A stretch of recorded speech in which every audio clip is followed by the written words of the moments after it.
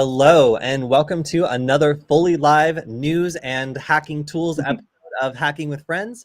My name is Kody KIlian, and today marks the triumphant return of Kilian. Thank you for joining us. It's great to be back. It's been too long. I feel like it's been a whole month maybe. It's time is really flown by, and I don't even know how we're in January, much less the end of I it. know. So where was the sales kickoff conference again? So we were in Midtown New York in Manhattan. So fancy. it was a triumphant return for the company too. It marked the 10-year anniversary of us going public, of Vrone's going public. So it was an interesting kind of full circle to bring it back to New York, especially after years of being in COVID lockdown and not having them in person, and also being in various places. We had been in various different locations over the years, so bringing it full circle back to mark that anniversary of the going public of the company. Yeah, no, that was pretty crazy to see. Like a lot of people, I mean, I've been here for about 4 years now, but a lot of people have been here for like the whole ride, and seeing that transformation happen has been pretty crazy. I didn't get to go. I was still recovering from the whole like Germany, Europe trip, and there were so many people there. It looked like a crazy production. So good to have you back. And to that person who asked, is this pre-recorded? I brought the comment up on the screen and slowly shook my head. I hope you understood, but no, this is not pre-recorded. This is live. And also, Rodrigo says, I'm finally on time for once. No, we're just like an hour and a half late. We're fine. In fact, I prefer doing this a little bit later in the day when people might be, either off work or about to get off work. So welcome everyone to our new completely random time. It's good to see you all. And we have a lot of stuff to go over. I had 2 guests on, Kilian, since you've been gone. One of them made a very interesting Bluetooth both attack and like attack hunter tool. So you were able to detect people that were using a Flipper Zero to do that Bluetooth spamming attack. Very, very cool. And then earlier this week, we had Angelina on, and she was showing us how we could use basically large language models for all sorts of interesting cybersecurity tasks. So I wanted to show off one of them that was, in my opinion, the coolest. Oh, let me get your comment off screen. Sorry, didn't mean to put my glass. So let's see, where is it? Here it is. It's called Payload Wizard. So Angelina was showing this off last time, but my OpenAI key wasn't working. I'm gonna hide you, chat. I'm sorry. I'm not threatened by you. I'm not ashamed of you.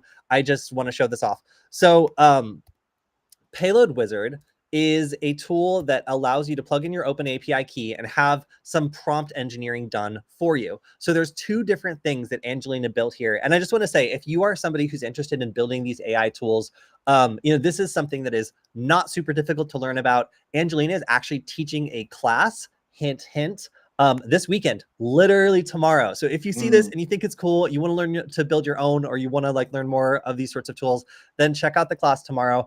Do I have it up? I hope I do. Yes, you can check out this meetup event because this is the person that made it. Online AI for cybersecurity workshop. Check it out. It's on the meetup page. You can find it Cyber Weapons Lab LA, and Angelina is going to do an amazing job. And it's an online class. So usually these are in person. She's going to be doing this online. So as many people can join as you want. So, okay, anyway, back to Payload Wizard. So what does this do? Well, you put in your OpenAI key. You can select a model. I'll select ChatGPT 4 because I'm fancy. And then you can put a payload in here. And this is good for something like a Ducky script payload that you find, or even like a Python payload, or in this case, a Bash payload. So I, a long time ago, made this payload that I'm very, very proud of.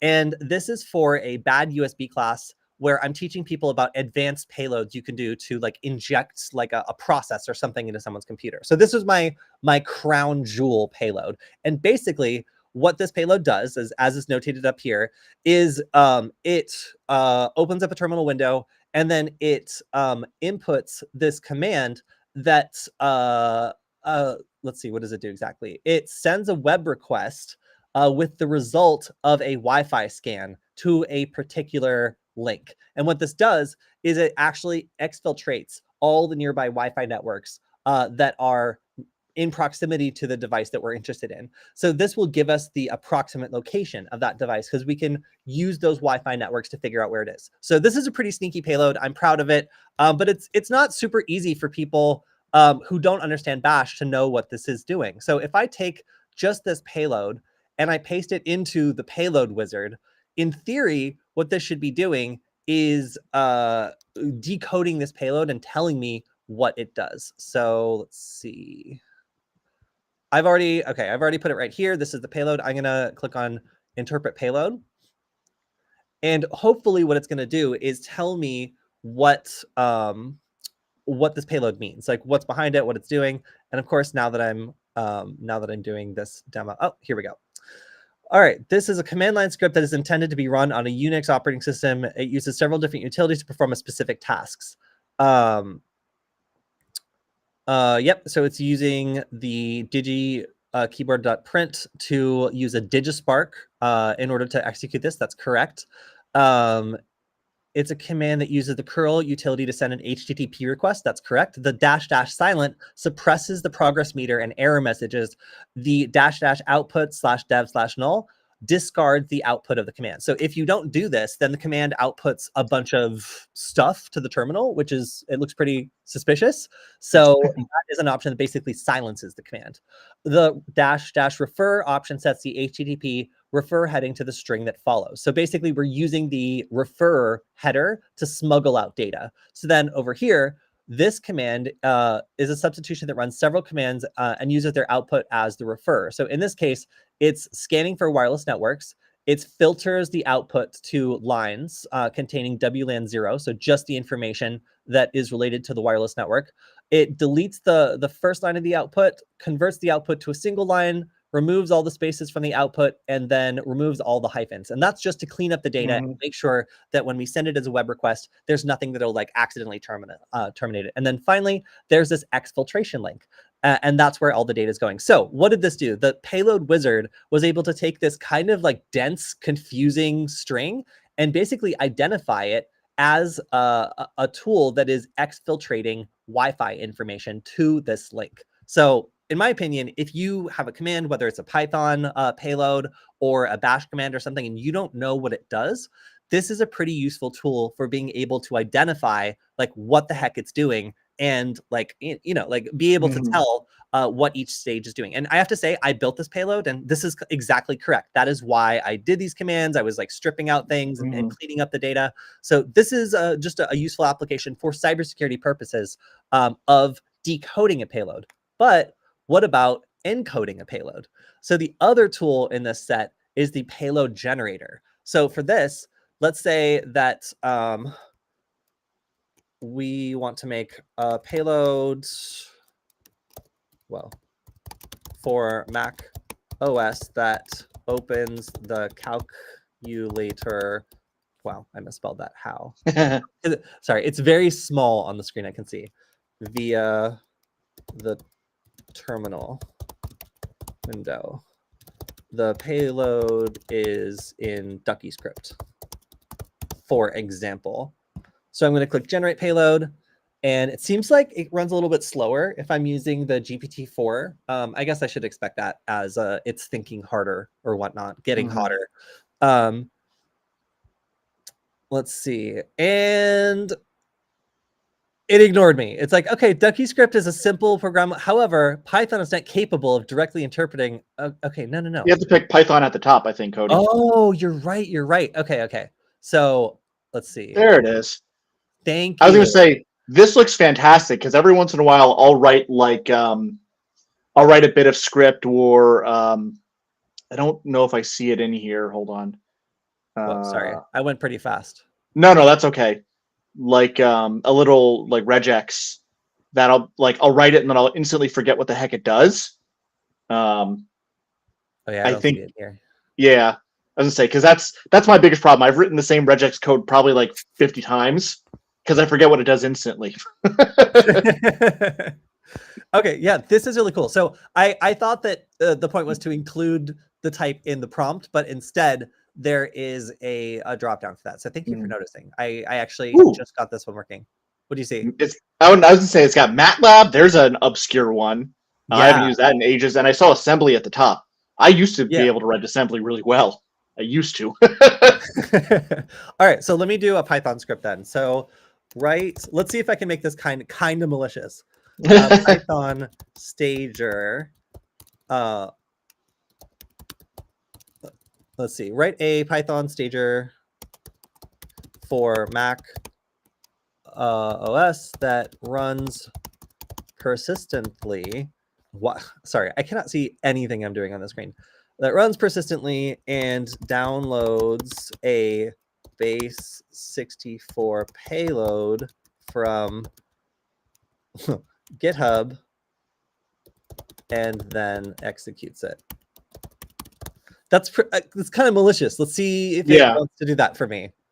It's funny that we're talking about this because we here just got our approved the approved generative AI solutions that we're allowed to use as a company. So I spent a lot of my day yesterday trying to get it to come up with malicious code for me for fun.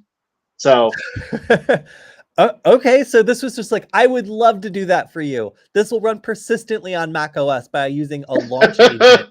And then it goes ahead and writes me a stager. So nice. okay, so we've got a bunch of questions in the chat, and I want to address them because I've minimized you, but I haven't forgotten about you. So one question is like, what is the value of this? Like, does OpenAI not allow generating payloads? So I kind of explained this in the conversation I had with Angelina. When I ask this to do a security related function, it will argue with me for at least 5 back and forths before it lets me do the thing. So the conversation goes like this. I would like to audit this thing for a security reason. Hacking is not ethical. You should make sure to, okay, I'm a security researcher. Okay, are you working in a lab environment? Yes, I'm working in a lab environment. Okay, are you doing this ethically? Yes, I'm doing this ethically. So this basically completely sweeps away that back and forth conversation where it's going to argue with you by using some prompt engineering to set up something that says, okay, I'm a cybersecurity researcher. We're in a lab environment. This is your role. And it makes it easier to do these cybersecurity specific functions without it basically refusing to do it for you, which is going to come up more and more and more. So that's really the value in this. Like, yes, you can get OpenAI, like ChatGPT to like generate this payload for you. But I think if I gave this prompt to just like regular ChatGPT, it might say no, or say like, you know, like you should always follow ethical guidelines. So I'm not sure. I might do like a blind test of it a little bit later. But yeah, in general, this should make it easier for you to do cybersecurity focused tasks. Another question is, does it require a GPT-4 API key? As far as I know, no, it does not. You can put in the free API key and you should be fine to use GPT-3. I'm using GPT-4, but it really doesn't matter. I can ask the same thing to GPT 3.5 and the answer should be roughly as good. Is it open source? That is a question for Angelina, I believe. However, this website, I think the source is available for it, and it's run on GitHub sites. I believe. Oh no, wait, this is .versal.app. I honestly don't know what this one's running on. So perhaps a question for Angelina when she comes on the show next. I know that the underlying model, of course, is not open source. So also another person comments, this would be great for analyzing malware. I wonder if John Hamm knows about this. Well, Angelina just made this really recently, so it's definitely worth mentioning to him. We're trying to have Angelina come on more like shows and kind of show off her work because she does so much of it and it's so great. So if you want to mention some other YouTubers that they should have her on, she certainly deserves to go on more shows. Okay, so that's about all I have for Payload Wizard. I just wanted to shout this out because I honestly think it's such a cool application of AI. And, you know, some people do get confused about what the value of this would be. But again, like it makes the process so much shorter for these specific tasks. I don't know if Kilian, have you seen these like GPTs that are like specific that you can get through the main like OpenAI like ChatGPT menu now? I've seen them. I haven't spent much time with them. Just for fun for everybody here too. When we were talking, I just tried to run that exact command that Kody you posted through the built-in Bing GPT implementation, and it yelled at me. It told me no. Okay, I am wow. Yeah, I'm not surprised by that. So thank you for checking that. So as you can see, yeah, this is probably those specific GPTs are kind of doing something similar. They're lending a lot of context. Maybe they're like getting around some restrictions by explaining like what its function is. So I found some like OSINT specific ones that, for example, you can just give someone's name and it'll go after and try to find all their social media information, whatever, which seems a little invasive. But these models are less hesitant to kind of like go after people's personal data than the standard GPT. So if you haven't checked them out, this is an interesting evolution of how these tools are coming to be better at specific tasks. Kind of funny because they're designed to be a general purpose, you know, like intelligence, but they're kind of looping back to doing specific functions or working in small teams to get things done. So pretty cool. Love to see these tools coming out, and just wanted to give Angelina a shout out for that. So if you're interested in more, definitely check out this online AI for cybersecurity workshop. Angelina has all sorts of interesting and cool perspectives, or maybe just share it with someone who you think would enjoy the class. And again, a big shout out to her for coming on the stream earlier this week to show us all this cool stuff. So I also got to do dismiss. I also got to do a video this week, which was super fun. I haven't done a video in a while where I'm actually like doing like tutorial style stuff. It mostly because it takes a team and it takes some time, but I have been working on this for a little bit, and I have a couple tips that I've learned that I wanted to share with other people. So I made this first video, first one in a while anyway, on how to make a microcontroller deep sleep. So I did basically back-to-back comparisons of regular sleep versus deep sleep with the exact same battery and the exact same setup. So I had a D1 Mini connecting to Wi-Fi and using Adafruit IO to log the battery level until it died, basically. So I charged both of them up, I got a battery level, and then I let them go. And the only difference is that one of them is using regular sleep and the other one is using deep sleep in between Wi-Fi check-ins. So, you know, connecting to Wi-Fi and sending data, that takes the same amount of power. But the sleeping period, that's where the power savings really kicks in. So I'm not gonna tell you the results of this. You should watch this 4-minute video. I'm sure you guys have time in your lives to double speed through it. However, this was a really fun experiment. So if you are working on an electronics project and you want to make whatever that thing is that you're making last for a lot longer, like a significant amount longer, again, I'm not gonna go through my results. You'll have to watch the video for that. But let's just say it definitely will make it last significantly longer if you implement this one trick that battery manufacturers don't want you to know. I don't know. It's just a thing that works very well, and you can do it in like a couple of lines of programming. The only thing that's funky about it is when you wake up a microcontroller from deep sleep, it's like you're basically restarting it from the beginning. So you have to write your code like a tiny bit differently because it has like, you can't just like have it like wake up in the middle of the code and resume what it was doing. But that one little restriction is not too bad, and it can be easily worked around. So check out this video if you want to see some new tips on microcontroller deep sleep. I had a lot of fun making it, and I'm planning on trying to make some more very soon. All right. So another thing I wanted to shout out is the Hope conference. I'm definitely going to be going to Hope, and it was a lot of fun. Last year, I got to do, well, not last year. The last time it ran, which was 2 years ago, I got to do some fun talks and workshops, and I'm looking forward to doing the same here. So if you haven't already, tickets for Hope are on sale, and it's one of my favorite conferences, especially in the US. It's probably in my top like 2 favorite conferences. So definitely check it out. It's located in New York, or Queens, specifically New York, and it's a lot of fun. A lot of really cool people there. Okay. I don't know if you've seen this, Kilian, but this like killed me when I saw it for the first time. I was looking at AP News and saw what I think is the first implementation of like mass like AI generated ads, where the majority of the content is no longer even stock photos. Like, I'm sorry, what is the reading on this man's reader, and why are his fingers so huge? Like, they're completely out of proportion to the rest of his body. Like, you know, like what's funny to me is this is the same prompt, but just expressed 2 different ways. So like the paint on the walls different, and then there's like a nonsense clock here.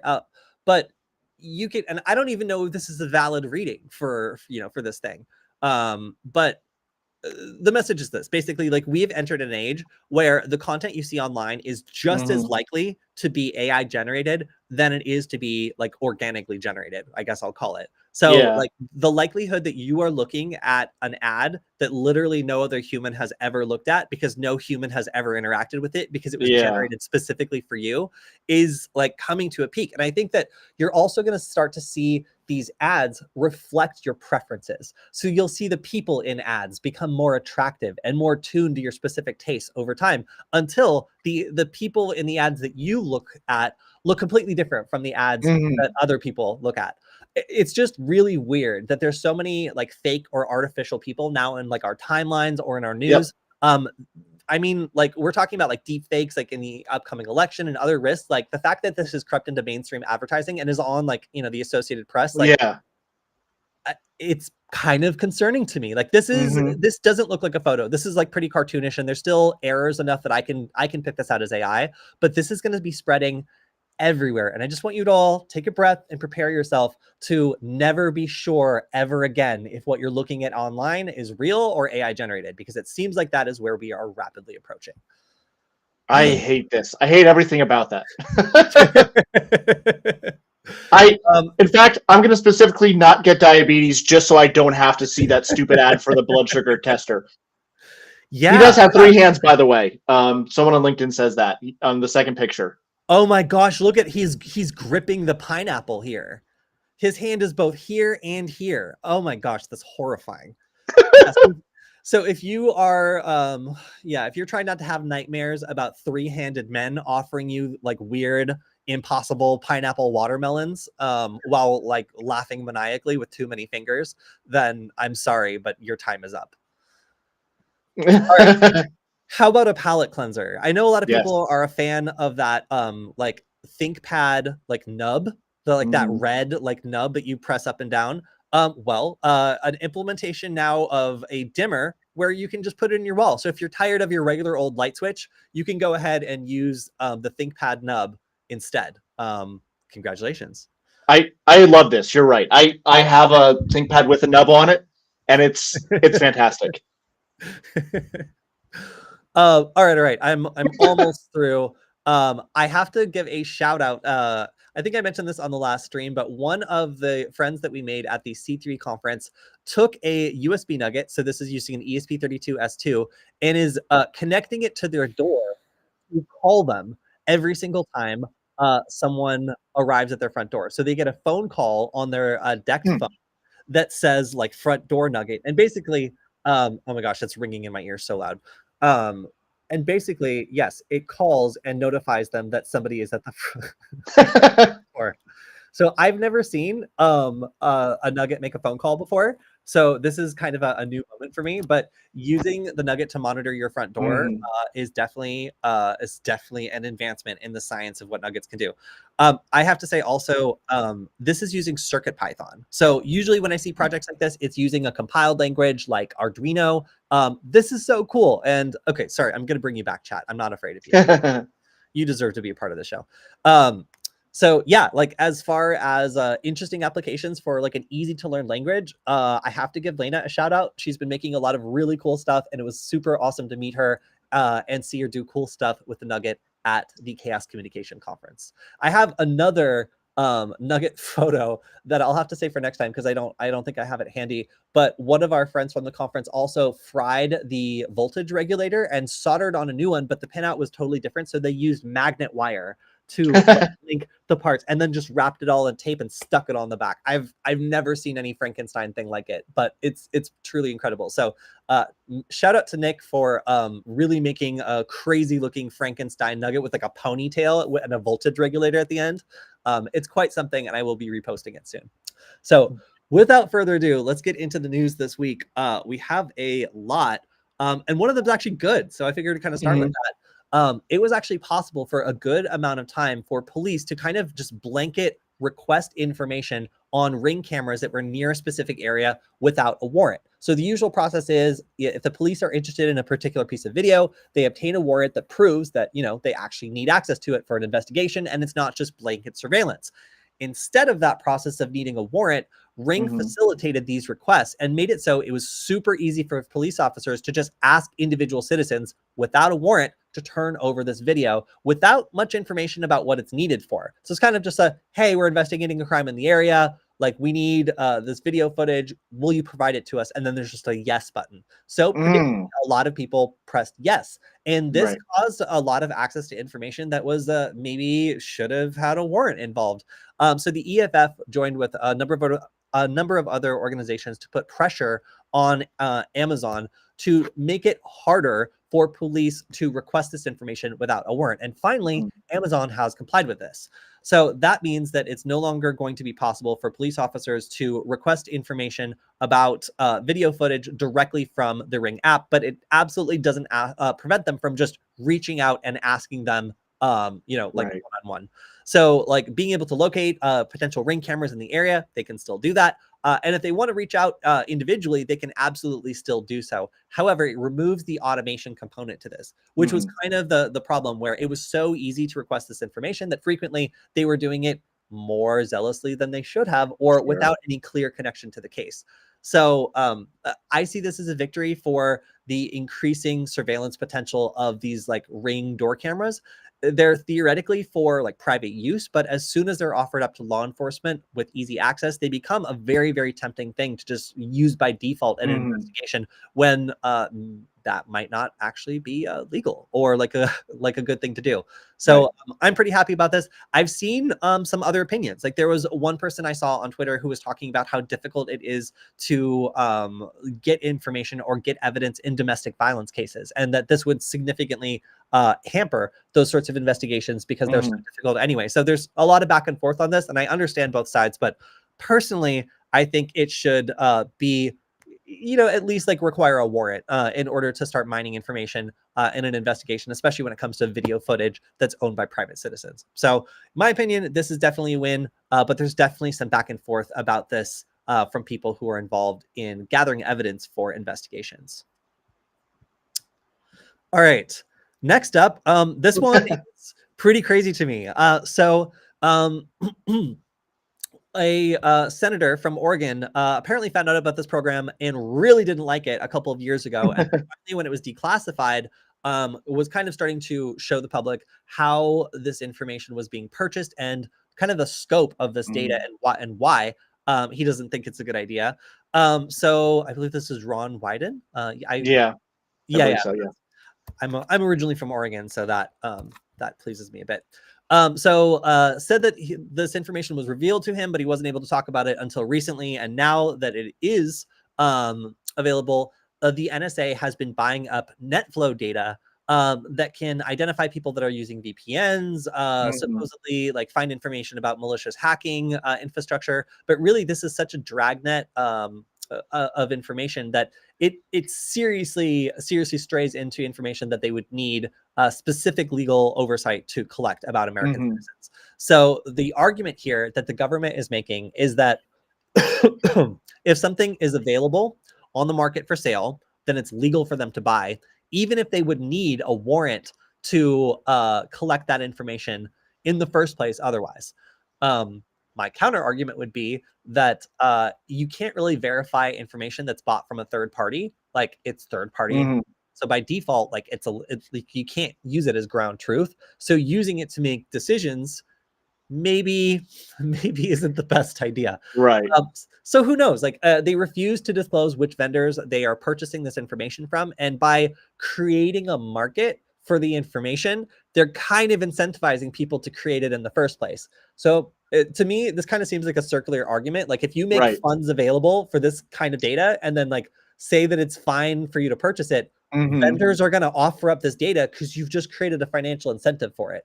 So like, I think this is, like, in my personal opinion, I think this is a pretty like stupid, hollow argument where like if you're not allowed to collect this information because it was found to be illegal, you can't just like go create an opportunity on the private market for people to fulfill it, especially if you're going to be using that data. Because like, if that private company is breached, compromised, or collecting information in like an improper way, then like that poisons your entire pool of decision-making data. So like I personally, I'm not very swayed by this argument, and I would prefer that NetFlow data require like specific safeguards to make sure that American citizens' information doesn't get swept up in it. This includes like religious affiliations, like health conditions, like other protected information that typically is very sensitive and wouldn't be considered eligible for a government agency to be like making a giant database that includes your information in it.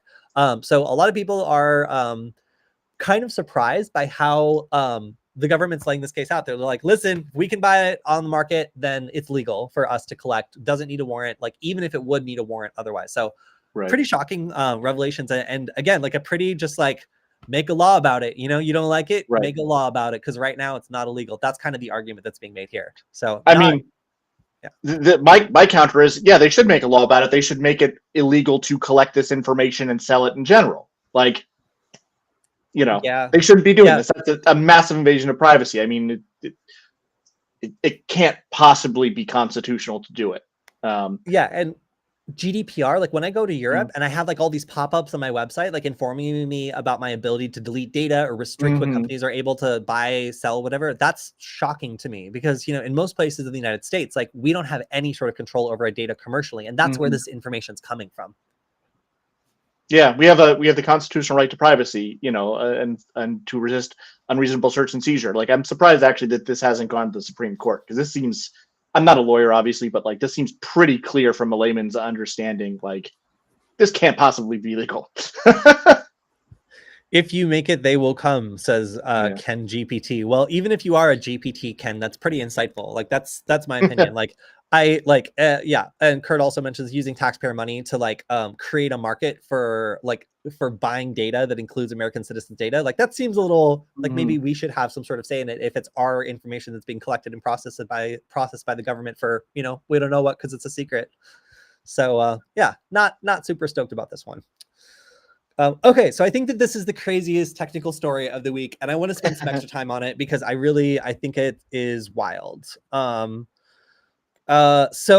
iPhone apps have been abusing iOS push notifications to collect user data because iOS apps are restricted from running in the background if they are not in use. This is for performance and also to shut down like any sort of like tracking or whatever else like apps might be doing. So how do major apps manage to build a profile on you, and what kinds of tags can they use to start identifying you across the internet? Well, this is a fascinating story in that, and I have to say, like, I'm a big fan of Bleeping Computers reporting, as you can obviously tell, and this was one of my favorite stories I've read by them for a while.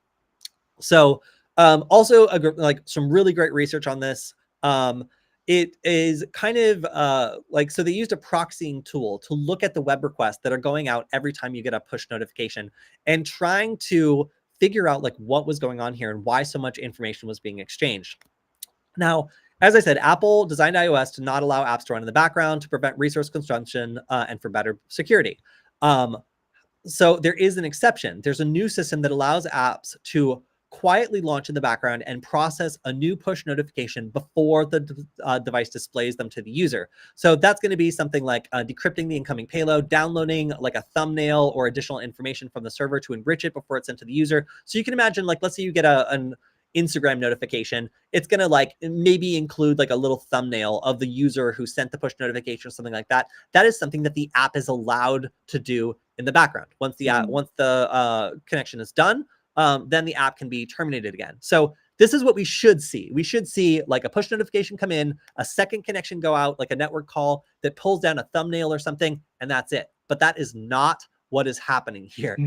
So instead, a lot of apps, and these are really big apps as well, abuse this feature to kind of be like a window of opportunity to transmit information about the user. And this allows them to build a fingerprint of that user across many different apps based on fingerprints of the device. So where's the video? Here we go. Here's the video. So I don't think there's just like music here. So I'm going to double speed this. And we're going to go through like what this does, because it is such an interesting like run through. So I already explained all this stuff. Yes. It'll pop up and all that. Chat, I love you, but I'm going to hide you so we can all see this a little bit better. All right.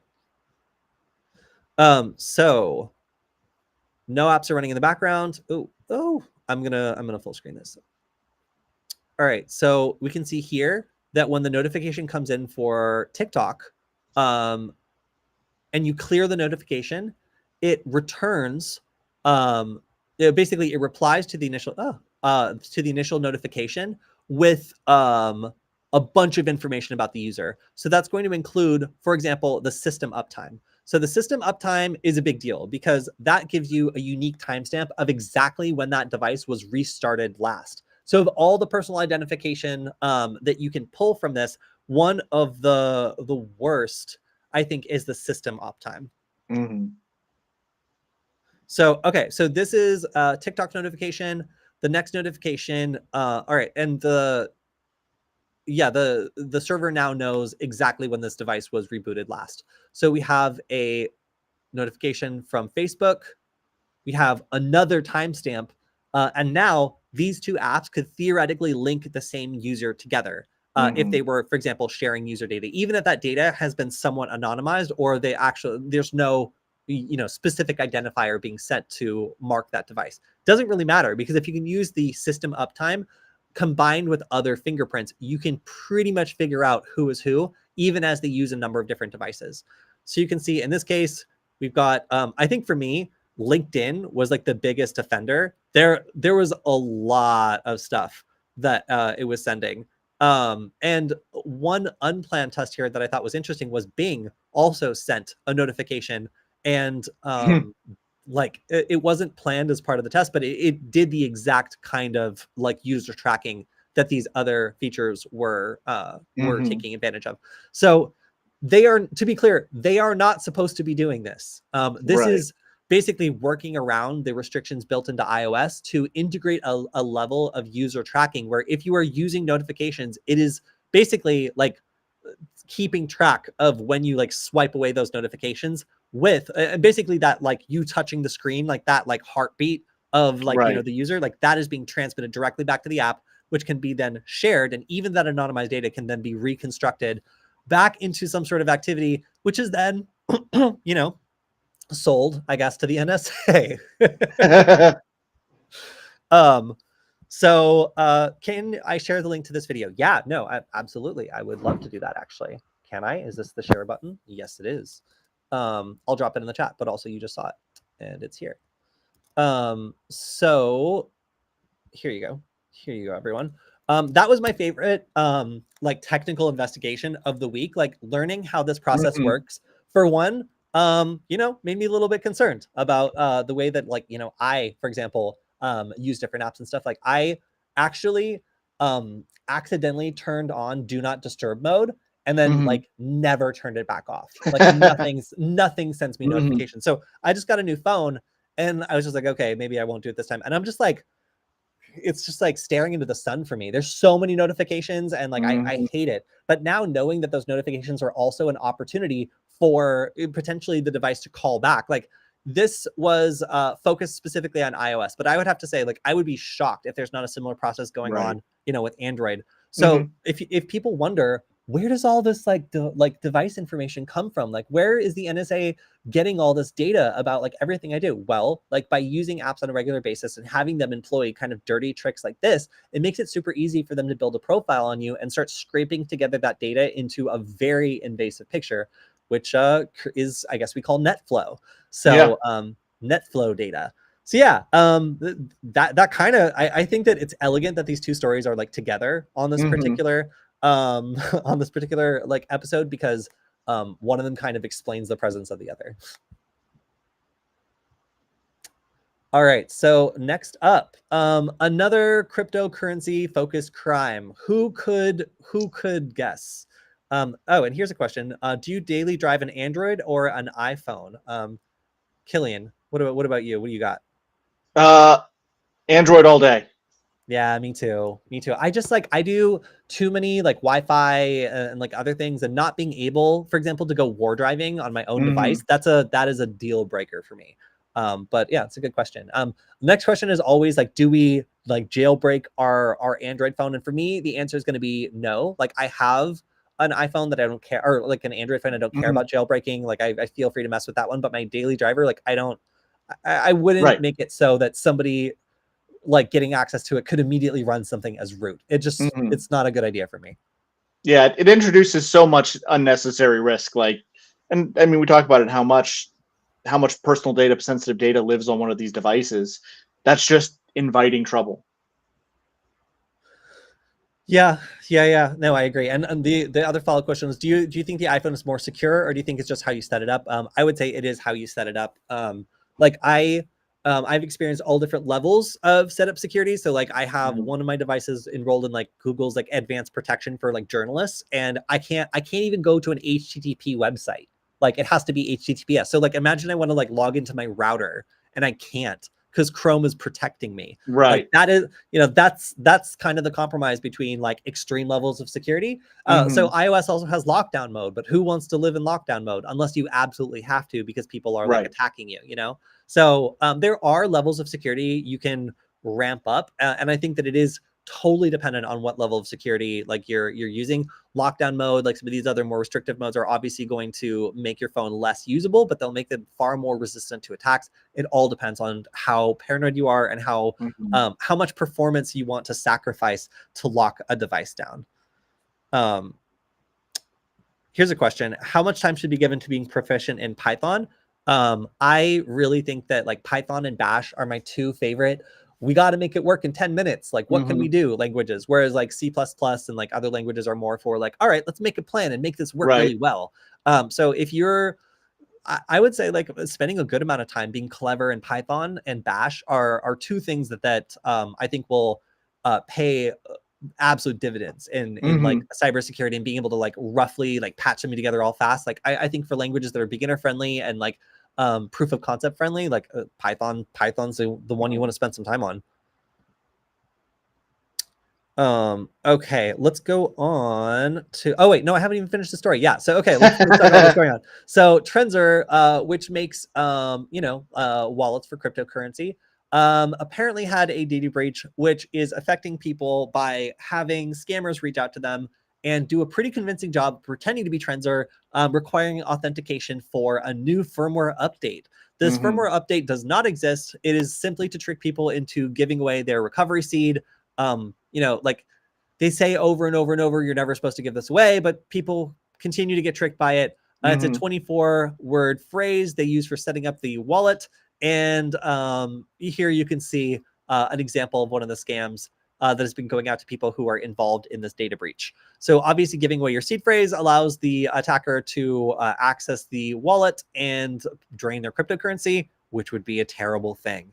So obviously, if you are a Trenzor customer, you are now at increased risk of having someone reach out to you and very convincingly attempt to get you to give away your secret key. So don't do that. Don't give away your secret key. That's all I can really tell you. All right. Next up, we've seen a couple of different water treatment or other critical infrastructure companies be targeted by ransomware and other cyber attacks in the last couple of weeks. And this is another one hitting the news. Not totally clear what has been affected here aside from billing. So obviously that's not Hmm. water treatment. That's not, like water supply. Like that's back ends like customer stuff. And while that Yeah. is unfortunate, it's definitely fortunate that, like wastewater treatment and water delivery was not impacted. But we're seeing an increase in these sorts of attacks because these sorts of critical infrastructure, they have a big incentive to pay. But of course, Right. the risk here is also that if you attack these, the U.S. federal government tends to go after you in a big way. So not totally clear who the attacker was here, as this happened pretty recently, and no one has claimed responsibility. But it still seems as though that this is yet another example of a company involved in critical infrastructure who is definitely not off the table when it comes to cyber attack. All right, next up we've got. So this is I I keep learning about like the cybercrime like economy, I guess. And like Yeah. one thing I was not totally aware of was the traffic direction services, I believe it was calling it. Yeah, Hmm. sorry, traffic distribution services. Killian, had you heard of this before? I don't know much about it. It's a fairly new area for me. Not exactly my area of expertise. Yeah. I here's also we have a comment. What's the best crypto if I don't want any traces on me? I believe that crypto means cryptozoology. And as James explains, this is not my area of expertise. Let's just say that. I don't think it's real. But some people don't believe that Bigfoot is real. So, you know, like each to their own. So, okay, let's explain what the traffic distribution system is and why this is related to cybercrime. So let's say I am a malicious actor and I want to send phishing attacks against a whole bunch of users. But if I just set up like, you know, phishing cybercrime.info, then the first person who realizes that this is an attack is going to flag my infrastructure and I have to start all over again. All that work I set up, I use setting up the infrastructure is gone and I'm back to square one. So what these traffic distribution systems do is protect malicious infrastructure by filtering and redirecting like malicious activity all across a giant network of compromised websites. In this case, 70,000 sites. So whoever this is would basically set up these services on compromised websites to redirect users, or maybe like create, you know, like unlisted websites that like they can link people to. And that way, when investigators are trying to shut down the infrastructure of this attack network, operators are able to do a couple things. One, they can hide their really good stuff or distribute it across a distribution network that makes it hard to take down.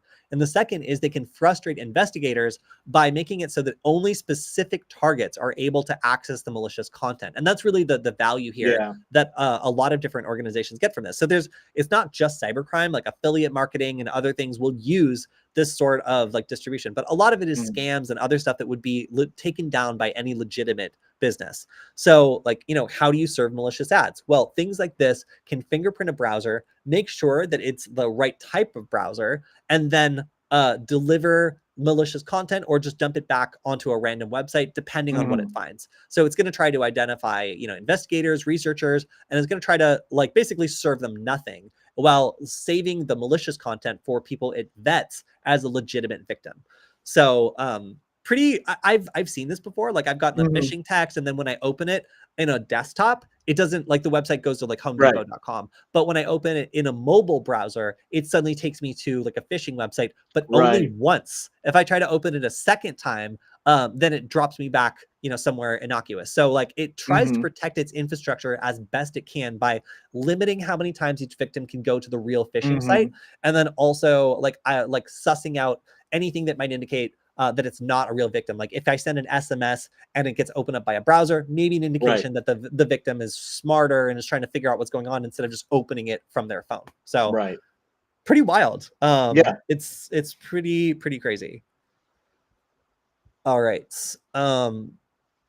So a Russian TrickBot malware developer was sentenced to 64 months in prison. We've seen a lot of developers and people and like affiliates be sentenced to prison for their roles in cybercrime, but developers are usually the ones kind of sitting on top of these organizations because they make the stuff. Affiliates are the ones that actually go out and take the risk. So seeing a malware developer being taken down is a little bit of a rarity. Usually it's the affiliates that are getting popped. So this is a 40-year-old who was one of the people who oversaw the development of the malware browser's injection component. And I guess they were arrested while trying to leave South Korea after being stuck there for a year due to COVID-19 restrictions and an expired passport. Just have to say, if you're an international like malware like developer, then like perhaps like you should restrict your travel to like Russia. But again, interesting to see some of these developers actually be brought to justice, because it's not usually the developers that are getting significant jail time. It's the syndicates that use their stuff that actually tend to get caught. All right, next up. So this is a bit of an interesting story. Ukraine is saying that it wiped 2 petabytes of data from a Russian research center, but it doesn't appear to be like a like military center. It seems to be the Russian Center for Space Hydrometeorology. So like, you know, like tit for tat, going back and forth. Like I get it. But it looks like, okay, I guess according to this, like it does have some civil, like military, civil aviation, agriculture, and maritime, like sector involvement. So yeah, I guess just kind of going after any like government affiliated agencies at this point. But just yeah, I think that we've seen a story each week now of either like Russia attacking like Ukrainian telecommunication companies, or like Ukrainian responses to this. So this seems to be another one of those strikes in the escalating back and forth on like in terms of like cyber warfare. Okay, so this one, not a ton of details coming out about this yet, but it Right. was noted in the news that apparently HP Enterprise had some of their information accessed by Russian threat actors, and they are not the only one. Yeah. Microsoft also had a data breach involving this same group, and it seems as though the information access was specifically tied towards their cybersecurity organization and some of the other people who would be making cybersecurity decisions at those companies. So kind of an interesting and focused attack because we're not seeing like malware, or any sort of like ransomware executed here. We're more seeing surveillance, intelligence, and like theft of information about potentially these companies' security postures, Right. or maybe even cybersecurity, related to their devices, something like that. So no one really knows what these attacks were focused on. They appear to be Russian, like government-aligned attacks that Hmm. are gathering information about the Right. way these organizations conduct their security. So obviously that could be a precursor to another attack or some sort of supply chain thing. Nobody knows, but it's interesting to note the targeting of these government aligned ATPs and or APTs, sorry, and like what types of information they're interested in when they enter an organization. Yeah, that definitely very interesting. The large ones, and again, the but from a more corporate standpoint, it's interesting that we see these coming out because Microsoft disclosed their breach based on the new rules that just went into effect about disclosure. So it's interesting to see more of this hitting the news, and I wonder if this happens a lot more than we would kind of suspect. But again, based on the new regulations that just went into effect, we're going to see a lot more transparency, maybe. Yeah, the SEC filings Yeah. are, in my opinion, really good. Like they give us some transparency into how these breaches happen, and companies are so invested in making sure that the reputational damage isn't that bad that they often Hmm. don't like to talk about these details that are useful for defenders. Like, what are the Right. vulnerable points? Where are attackers going? And where are the highest skilled and best Hmm. funded attackers focusing their efforts? Like, we have more information now about that because of the requirements for these SEC filings. So Hmm. I am firmly in favor of them. And I think that, like you said, they increase Yeah, transparency and help defenders understand what they're up against. absolutely. All right, next up, another fintech company. We've been seeing like mortgage lenders and other people involved in like lending and mortgage, that Hmm. sort of thing, being targeted by ransomware groups. And this is now a global fintech firm, Equilend, which I had never heard of it before, but I guess it was started by a global consortium of banks and took a number of its operations offline after a cyber attack on Monday. Of course, it is currently unknown what the scope of the cyber attack is, whether it involves exfiltration or if it involves any data deletion, or if they simply, as they said, detected unauthorized access Hmm. um, and then took things offline. We don't really Yeah. know. Right. But at this point, it does look like another fintech company has been targeted, which is in line with several of the attacks we've seen in the last several months. These appear to be, like critical targets that don't really rise to the level of like critical infrastructure that gets you like heavily investigated. So threat Hmm. actors seem to be finding kind of a sweet spot in the fintech mortgage and loans industry as Right. something that is profitable to attack, but not considered to be such an egregious attack that the whole US government is going to mobilize because you like, potentially like cut off water to some town. Hmm. All right. Almost done. I think we got two more. So this is every time I see Panda Own, I know that there's going to be a lot of interesting stuff. This is taking place in Tokyo alongside a big automotive conference. And so far, $1.3 million have been doled out for 49 zero days, Nice. including several with Tesla. So yeah, just there's always an incredible amount of skill on display at Panda Hmm. Own, and I guess the focus on this was specifically like automotive technology, which is great. Um, Hmm. I have seen this name now a number of times. Team Synactive, they have been kind of dominating the Panda Own conference, both in Toronto and then also here. So it's cool to see them at the top again, especially making $450,000. Um, but yeah, I would say if you're interested in car hacking, this is the conference to check out. There is a lot of really cool stuff coming out of it. Vendors have 90 days to fix their stuff after 0 days are disclosed at the conference. And it seems as though this is one of the premier places where people can come, demonstrate a vulnerability, get recognized, and then also make a bunch of money. So yeah, I have to say, this is one of my favorite conferences to see results from. I'm going to have to make it to one of these at some point, because of all the conferences I see, that the most technical, actionable stuff seems to come out of this particular conference. Yeah, this is cool. All right. We've also got more information on the 23andMe data breaches. This was facilitated by a feature that allowed people to share information with each other, and anybody who had this enabled could have been impacted by this credential stuffing attack. It seemed to affect a lot of people in the UK, and then just like a lot of specific genetic information that was shared included raw phenotype data. So that means information that could be processed into more insights about that person's health, ancestry. It's a lot of information. So matching DNA segments, specifically where on your chromosomes you and your relative have matching DNA, self-reported location, ancestor, birth and family names, profile picture, for facial recognition. Are you kidding me? Yuck. Birth year and anything else included in your profile's introduce yourself section. So this data scrape is gross and devastating. It contains lots of information that's going to impact people's privacy for the foreseeable future. This information has popped up in a number of places now, and a bunch of lawsuits are kicking off in regards to this, because this is about as personal information as you can really get. Like, what else do you have that's unique to you if not your fingerprints and your genetic code? So I just have to say, this is one of the worst data breaches I've seen in a while. I mean, it's like bad, you can reset your password, but what are you going to do about your matching DNA segments? Like, right. Good luck.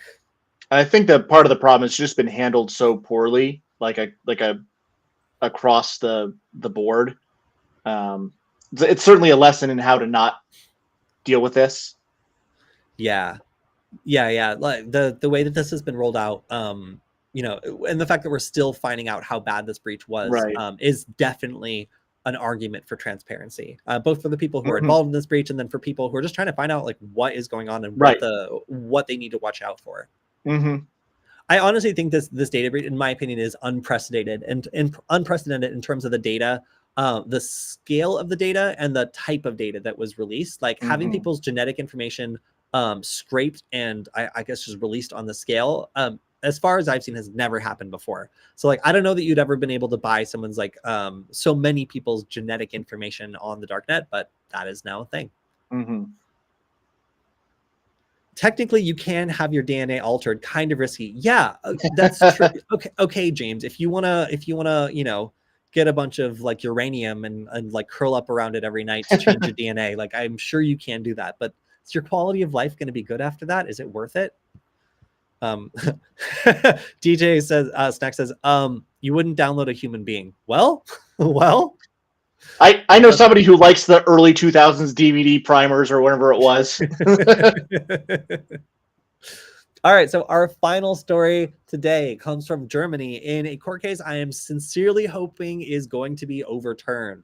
So this has a chance of causing a chilling effect on cybersecurity researchers after a researcher was taking a look at an IT problem and found a exposed credential, which they were able to use to access services beyond the scope of what they were supposed to be able to use. So in spite of the fact that the company who asked to pursue legal action against them, had left this password in plain text for anyone to see, it was still considered to be an illegal act, and they were fined €3,000, which is apparently 3,265 American dollars, which to me is pretty shocking. Normally these sorts of things, especially when there's no damage done and like the incident is reported, it's understood that this is for the greater good and that we have a job that requires us to do this a lot. Obviously there's guidelines where like, we're not supposed to take things to a point that's like too far out of scope. But if you're like using the software, your business relies on it, you have a license for it, and then you're trying to find out why it's not working, and in the scope of this investigation, like you uncover this, I feel like it's pretty a normal thing to do, to turn it in and then like report it.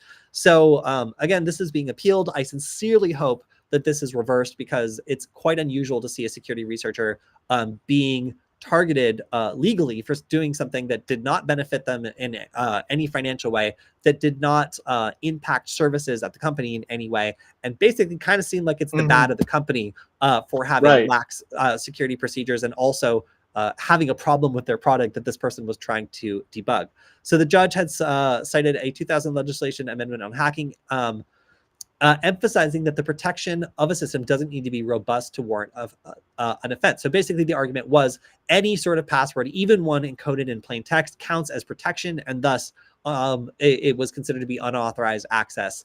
Of course, the argument being that if the password's included in plain text, then like it's not really a password, is it? It's more like, you know, it's more of like a default login, which is disclosed to the user.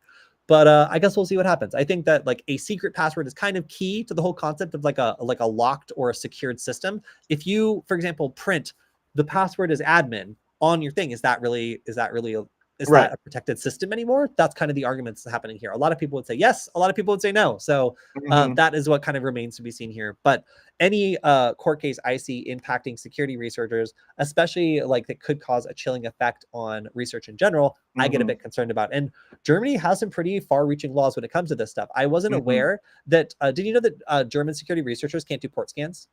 I actually didn't know that. Touching ports is a crime. That's like, I mean, that's basic. That's not even like, yeah. So if like, well, okay, so here's a question: if they are a legit researcher, am I a legit researcher, my friend? Like, what who is the governing board of researchers? Because like, if you're only defining academic researchers, then like, we've got a bunch of very, very smart nerds like bouncing off the walls in like the Varonis like threat labs department who would beg to differ. Like, there is a lot of researchers who are not backed by like an academic institution, and a lot of these researchers are either independent, like this is what they do, like you know, as a contractor, or it's something that they do in their spare time. And that's the thing, is like, who's a journalist? Who decides? You know, is there like because it's a slippery slope, you know, like some people are doing excellent work and they're not backed by a newsroom, and other newsrooms are doing terrible work and sending people to do garbage. So as an independent security researcher, I would take a light amount of exception to being called a legit researcher or a not legit researcher. If you're doing research and you're doing it within the scopes of like ethics, I consider you to be a security researcher. Whether you are cited with like in research papers with a bunch of accomplishments, or if you release tools to the community, that's where it kind of starts to go into like, are you a contributing are you contributing researcher? And that's, for me anyway, my baseline for like, if I'm going to treat you as like a peer researcher, are you contributing to the community? Are you making proof of concepts? Are you fixing things and like sharing it with other people? And are you, you know, involved in bettering the things that you're working on? That's really the cutoff for me. So unfortunately, I don't think this person was like affiliated with like a university or something, because most people aren't. Most people, in fact, a lot of people that are doing cybersecurity research are outside the academic institution. So just wanted to clear up that misconception, because a lot of people have asked me, since my job title is security researcher, like, oh, like what research institution are you with? I'm like, my own self. Because a lot of the Wi-Fi stuff I've done has been sitting on like a subway in Los Angeles, like running like wireless captures and like analyzing the data and making insights based on that, and then submitting it to the community and sharing my tools. So could I get in trouble in that for doing that in Germany? Probably. And I actually, again, didn't realize that it was illegal to do port scans until I was just like, why is Shodan so popular in Germany? And one of the hackers there was like, oh, yeah, we can't just like do a port scan. That's considered like, you know, like the precursor to an attack. We have to use Shodan to let them do the scan and then access and get the exact same information. Maybe so because there was a commercial solution available, like a workaround, like, you know, like people with a little bit of money are able to get around this problem. But still, it's shocking to me that, you know, at least in some countries, like some of this very basic foundational research work is considered to be illegal. In the United States, if you got packets flying around on a frequency you're allowed to listen to and they're unencrypted, those packets are yours to sniff. In some other countries, that might not be the case. And that is confusing to my American brain. That's definitely weird. I mean, I think it really has to come down to intent. You know what I mean? Because, and the other thing too is the thing that's funny there is, I guess, you know, the stick is that, you know, they could prosecute you for it, but if you're going to do malicious activity anyways, you're not going to care. So who are you really hindering? Like you said, that chilling effect. So it's very strange. The argument just doesn't pass the logical sniff test. If you're published in Twitter, you're legit. Yeah, I have to say, like, it's funny because I don't consider myself to be much of a programmer, but this website called Kitploit that shares a lot of like up and coming cybersecurity tools with like very little filtering has featured me like 4 times. So, and my GitHub repository, which is terrible, has like hundreds of stars. So like, it's funny, like what makes you like legit. I've written a bunch of garbage code, but I contribute constantly to the community, and therefore I'm like legit, even though as a programmer, I am terrible. So it's kind of a free for all out there. Don't feel like you're not contributing or that you can't be prosecuted for hacking just because you're an amateur. Like you can be out there doing hard hitting research and setting legal precedents all by yourself as a private citizen forced to pay a 3,000 euro fine. If you want to support that researcher, then I would. It sounds like they were just doing what most of us would do when working with a service that has problems. So yeah. I thought it was being published in the academic journal. I'm probably wrong. So everybody has their own definition. That's the thing. People in academia probably want you to pay for a degree so that they can tell you that you're only a researcher if you are publishing in academic journals. However, random people with anime avatars on GitHub regularly drop 0-day vulnerabilities that shake the very foundation of the security world. So if you're telling me that like these researchers who just like drop 0 days out of nowhere because they just like focus on this day and night and they're like really good at it. If you're telling me that those people are not researchers and like people who publish academic, like it's just 2 different types of people, like you have the people that go through academia and they're publishing like pie in the sky, like not pie in the sky, but like largely theoretical attacks. And then people who publish a proof of concept that like breaks like all the computers in Western Europe, like those are the types of people that are doing really like crazy research. And I'm somewhere in the middle of those 2, like I work with academics, like I read academic papers, turn them around and turn them into proof of concepts. But that's really like it's where people make real world proof of concepts and things that work in the real world on one side, and then the academics like pushing the boundaries of what's theoretically possible on the other. Both research is valid, and you'll find that the researchers who work at, for example, Varonis Threat Labs, like they're not submitting papers to academic whatever because they've been told to shut up about the things they found because they're so nasty that they need to be fixed, before they can be discussed. So I would say no. Like I would not consider the definition of a researcher to be someone who publishes academically. I would say like 75% of people I would consider to be researchers literally can't publish the stuff that they find. Or when they do publish it, again, it's just a dirty proof of concept dropped on GitHub that changes the world. So yeah, like everybody can contribute. There's a lot of people who go to school for it, and then there's a lot of people who just wake up one day and decide to kill a computer. So one way or another. All right. So great discussion today. Want to thank everyone for dropping in the chat, even though we're a little later than usual. I enjoy it. I think we get more people on these kind of like later streams. So Kilian, thank you for hanging out with us on the stream. People were getting worried, we needed to make sure you're okay.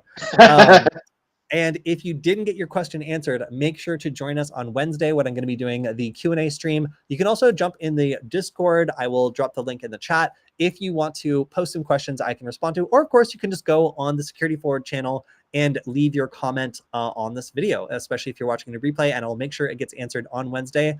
And per always, I got to give a big shout out to Varonis for letting us do the stream every week. They have decided to invest in the community, and that's why I get to talk with all of you every week, sharing the best of security news, sharing our insights on security tools, and having guests on. So if you like the stream, if you wanted to keep going, you can go to varonis.com/Kody. That's Kody. They do check to see how many people are checking it out every week, and it's a free way you can support the stream and let everyone know that you like to see it. So I will see all of you next week. Have a good weekend, everyone, especially you, Kilian. You too. Take care. Appreciate it. Bye, everyone.